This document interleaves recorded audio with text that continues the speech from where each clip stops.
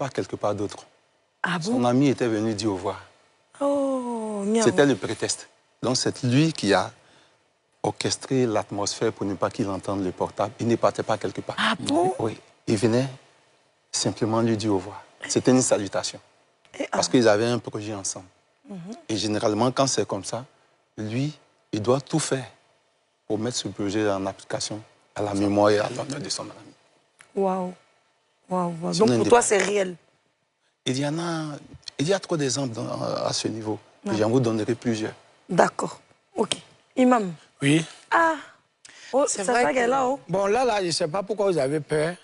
Qui a peur? Parce que quelqu'un qui est décédé. Oui. Normalement, ton ami est décédé ou bien ton frère est décédé. Et puis, ou bien ta femme est décédée. C'est exemple donne. Et puis, la personne vient envers toi. Mais moi, je ne vois pas du peur là. Au contraire, mais c'est la joie.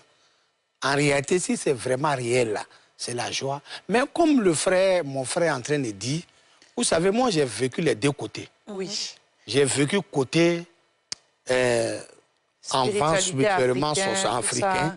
Vous l'avez dit un mot sur quoi? Voilà, c'est-à-dire mouvement de sorcellerie. D'accord. Et puis après, je suis devenu musulman. OK. Donc c'est pour vous dire quoi un peu.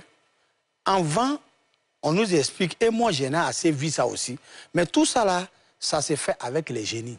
D'accord. En fait, les génies, ils aiment beaucoup rentrer dans les hommes, prendre l'aspect des gens, l'image des gens, pour jouer ces jeux-là, pour un peu perturber nous les humains. Sinon, en réalité, côté spiritualité, côté de la religion, quelqu'un, quand il est décédé, c'est fini. Un être humain, il n'a plus assez de te voir vis-à-vis en gbegbe.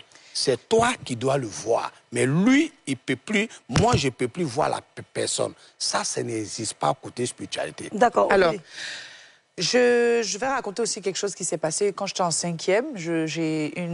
Si je peux dire son nom, à l'époque, ça nous a tous traumatisés. Je pense même que c'était la première mort de quelqu'un de proche que j'ai entendu, qui m'a traumatisée. C'était une amie de classe, une jeune fille de classe qui s'appelait Zénab. Elle était à la avec nous et un jour, on nous apprend qu'elle est décédée la veille. Mais quand on était en classe, les gens disaient, mais aïe, comment elle est décédée? Moi, je venais à l'école tout à l'heure. Moi, je l'ai vue, elle était en train de marcher avec nous et puis elle dit qu'elle va s'arrêter quelque part, elle vient. Donc, deux personnes de la classe ont dit ça.